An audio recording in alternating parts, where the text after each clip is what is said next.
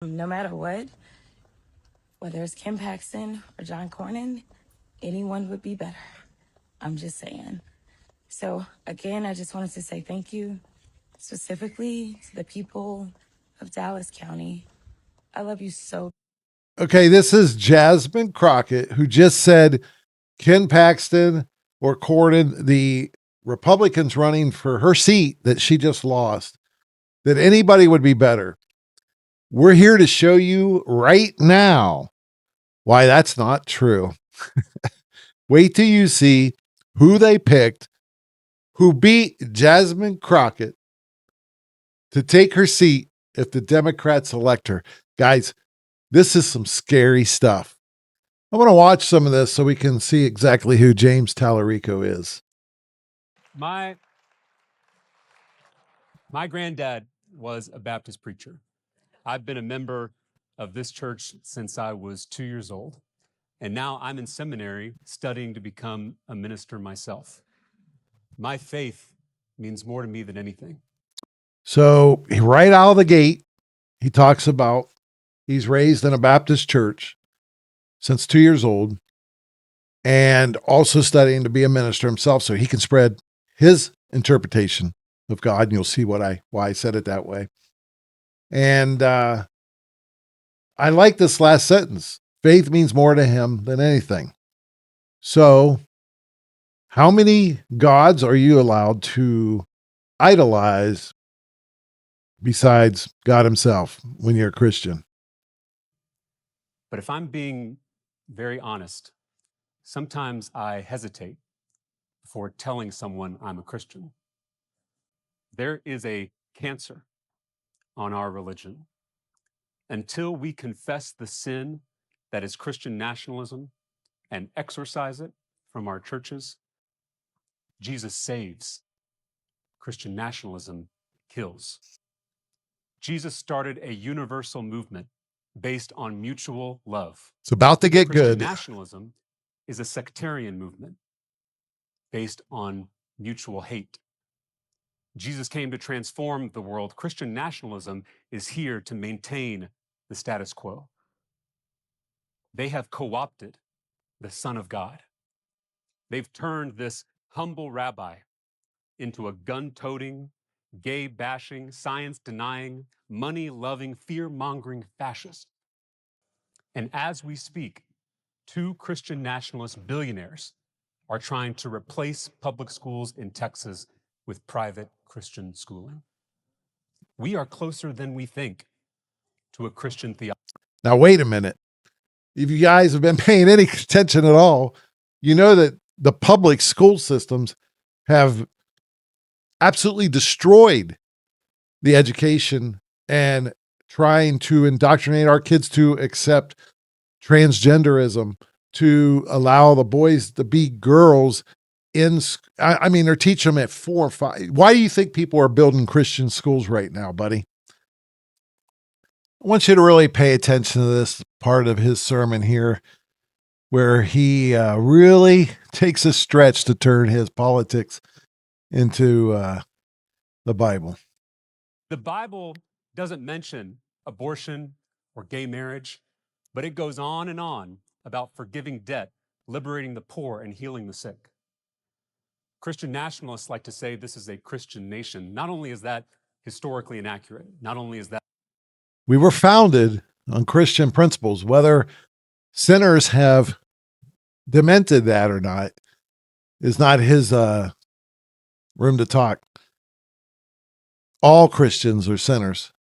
He must have forgot that part too. that theologically blasphemous, but it's also just not true. Look around us.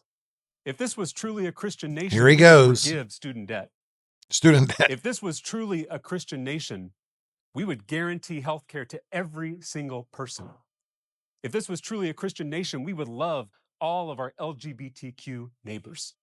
If this was truly a Christian nation, we would make sure every child in this state and in this country was housed, fed, clothed, educated, and insured.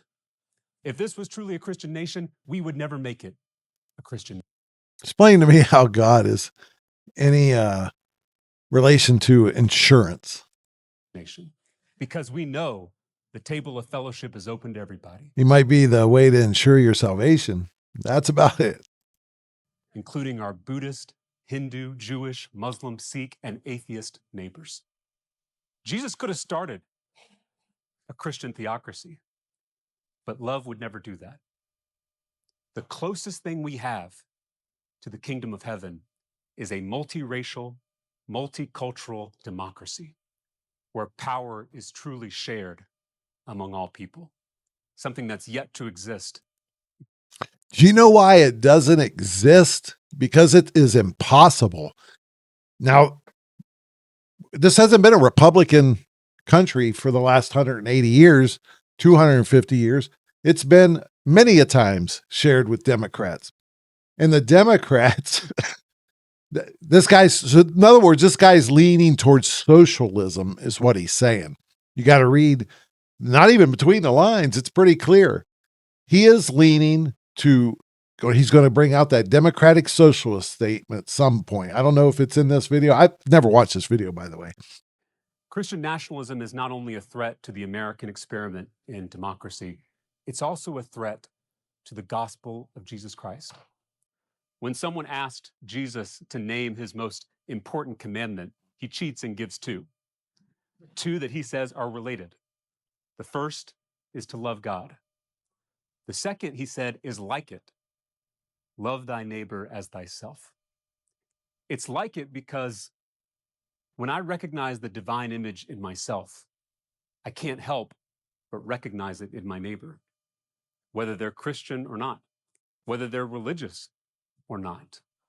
In the parable of the Good Samaritan, Jesus specifically defines neighbor as someone different from us, racially, economically, politically, religiously.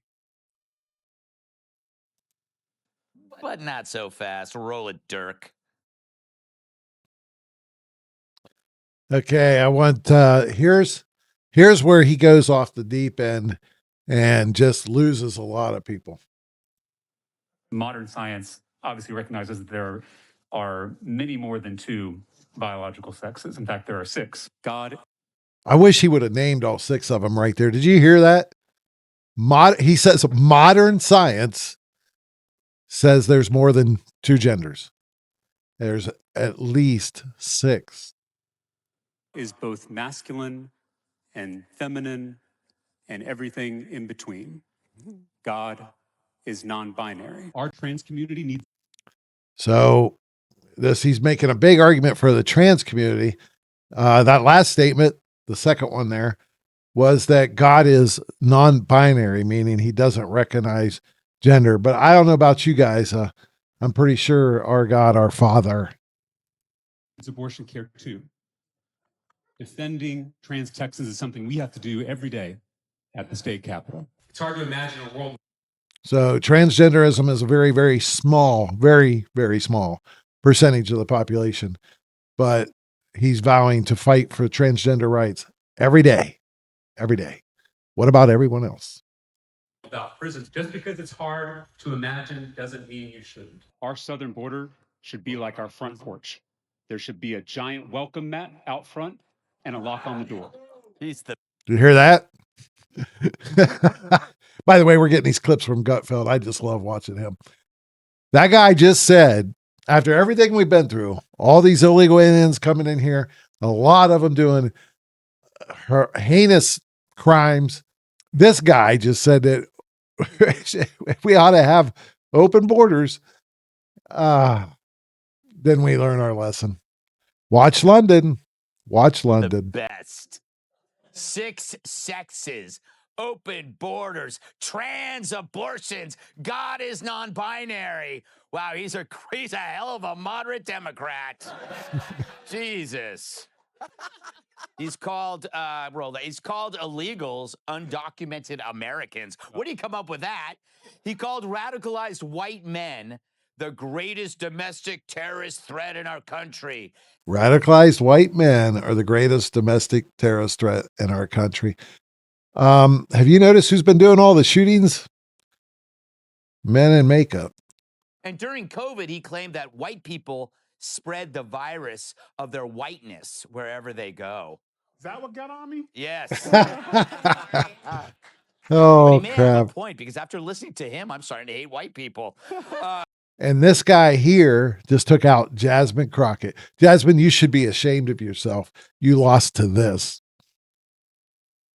I guess he benefited from the fact that everybody thought Crockett was a left winger, but this guy, is it possible that could win in Texas? No. I think Gutfeld just said the same thing I did.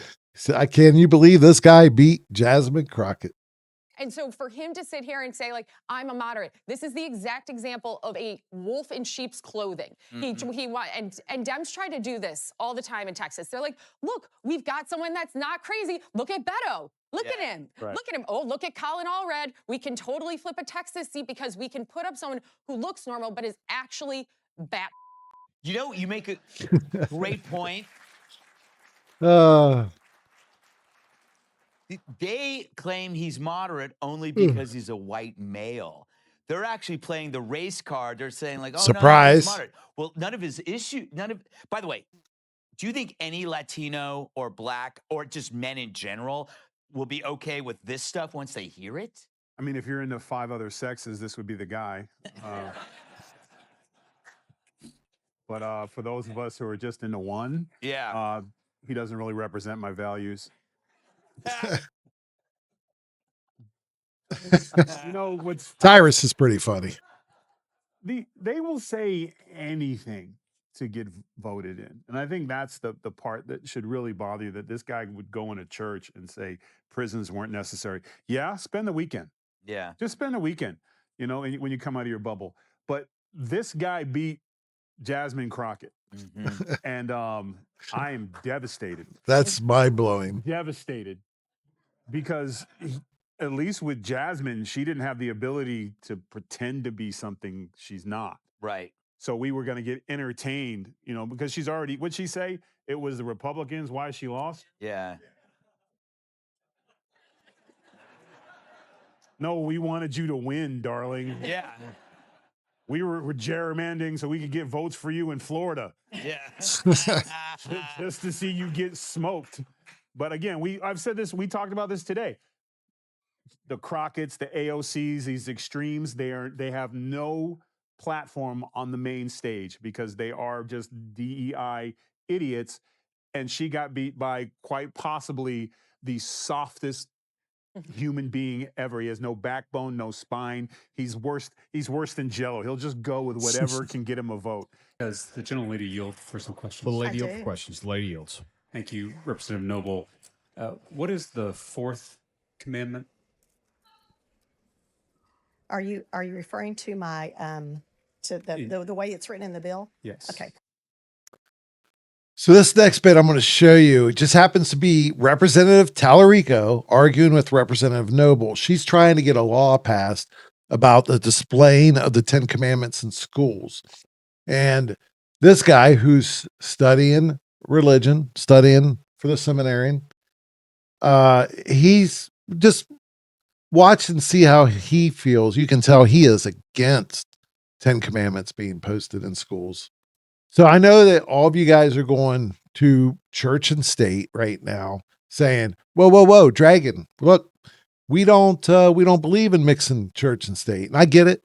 And look at everything that's going on in our schools today, between trying to raise them to mutilate their genitalia, to school shootings, school violence.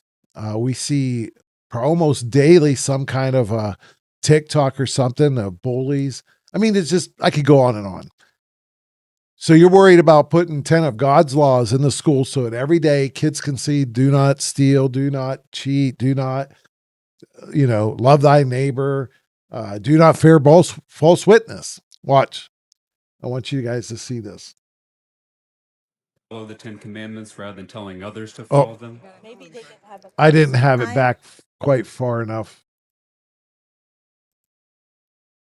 Members of the legislature should focus more on trying to follow the 10 Commandments rather than telling others to follow See, them? what he was saying there is, instead of passing this bill, how about we all in Congress how about we all, us representatives, try to practice, because, infidelities and stuff that happens. And these are sinners. We're all sinners.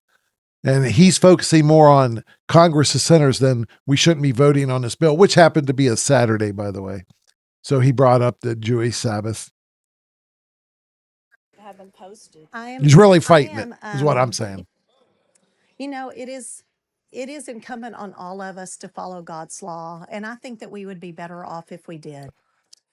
That's a great segue into my next question, which is, do you think our public schools are missing God? Again, we are talking about She can't believe his historically questions.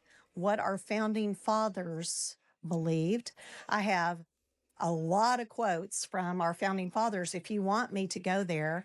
And I would love to do that if you would like me to. Well, you just mentioned God's law, so I was just asking if you think our public schools are missing God's law. In some instances, yeah, I would not. I think that there's some amazing teachers out there that are showing an awful lot of Christian behavior and love and concern to their students. So I'm not going to paint that broad of a brush like you just did. Do you think that seeing the Ten Commandments in a classroom might make a student feel closer to God? Again, that is not the focus of this bill. The focus of this bill is to look at what is historically important to our nation, both Yeah, he's educationally. resisting it very hard because, as we already seen, he's practiced in seminary and calls himself a Christian, but he is really leaning towards supporting the Muslims. You can tell. And But yet traditionally, doesn't want to if you support the Christians. would like to look through some of those textbooks that are on my desk, you will see the foundation that our forefathers used when they learned to read and write. In the committee hearing for this bill, you said that students should see the Ten Commandments in their classroom and remember, quote, God is watching. Is that correct? What? So the Democratic nominee for the U.S. Senate in Texas has publicly declared that God is non-binary, both masculine and feminine, and everything in between, as we've witnessed a couple times today, to defend the modern gender ideology. He has twisted God's self-revelation in Scripture, where the Bible overwhelmingly presents him as Father, as He, as the unchanging one who created the humanity, male and female, in His image. His image. This isn't harmless. It's not a harmless opinion. When a public leader and seminarian misrepresents God's nature to fit a political agenda, it misleads people, potentially drawing them away from biblical truth. That's exactly what the 9th commandment warns you against. You shall not bear false witness against your neighbor. And when it's about bearing false witness against God Himself, the stakes are eternal.